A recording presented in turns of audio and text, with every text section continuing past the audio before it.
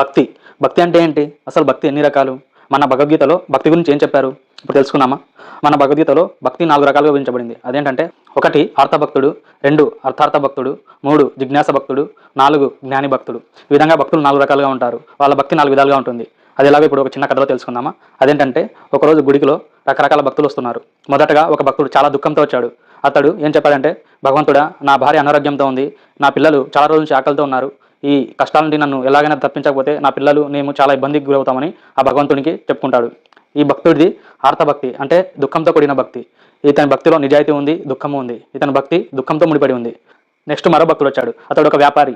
ఈ వ్యాపారి భగవంతుడితో ఏమంటున్నాడంటే, దేవుడా, నాకు వ్యాపారంలో చాలా నష్టం వస్తుంది. ఈ నష్టాల నుంచి నన్ను గట్టెక్కిస్తే నెక్స్ట్ వచ్చే సంవత్సరం ఈ గుడిలో నీకు ఉత్సవం చేయిస్తానని మొక్కుంటాడు.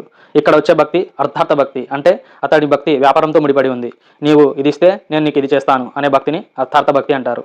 నెక్స్ట్ మరో భక్తుడు వచ్చాడు. ఈ భక్తుడు ఏంటంటే జ్ఞానం గురించి అతని యొక్క జిజ్ఞాస ఎక్కువగా ఉంది. వేదాలు ఉపనిషత్తుల సారం ఏంటి, అసలు నువ్వు ఎక్కడున్నావు, ఆ విగ్రహంలో ఉన్నావా, లేదా ఈ విశ్వమంతా వ్యాపించి ఉన్నావా, లేదా నాలో ఉన్నావా అని ఆ భగవంతుని ప్రశ్నిస్తాడు. ఇక చివరగా 4వ రకం భక్తుడు వచ్చాడు. ఈ భక్తుడి ముఖంలో ఎటువంటి తాపత్రయం కానీ తపన కానీ లేదు. ఎంతో ప్రశాంతతగా ఉన్నాడు. ఆ భగవంతుడి వైపు అలాగే చూస్తూ నిల్చున్నాడు. భగవంతుడిని ఏమీ కోరుకోవడం లేదు, జస్ట్ అలా నిల్చి ఉన్నాడు. ఇది గమనించిన ఒక వ్యక్తి వచ్చి ఆ సాధువుని ఇలా అడుగుతాడు, స్వామి, ఏంటి మీరు ఎటువంటి కోరికలు కోరుకోకుండా కేవలం మా భగవంతుని చూస్తూ అలా నిల్చున్నారు అని అడుగుతాడు. అప్పుడు ఆ సాధువు ఇలా సమాధానం ఇస్తాడు, నేను భగవంతుని చూడడం లేదు, నేను చూసే ప్రతి దాంట్లో ఆ భగవంతుడు ఉన్నాడని చూస్తున్నానని సమాధానం ఇస్తాడు.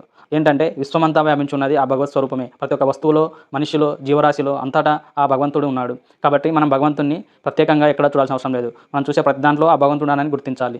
దీన్నే అనన్య భక్తి అని అంటారు. ఈ విధంగా ఈ 4 రకాల భక్తుల్లో మీరు కూడా ఎలాంటి భక్తుడో మీరు ఒకసారి గుర్తించండి. ఇట్లు మీ శివ, సైనింగ్ ఆఫ్. జై హింద్.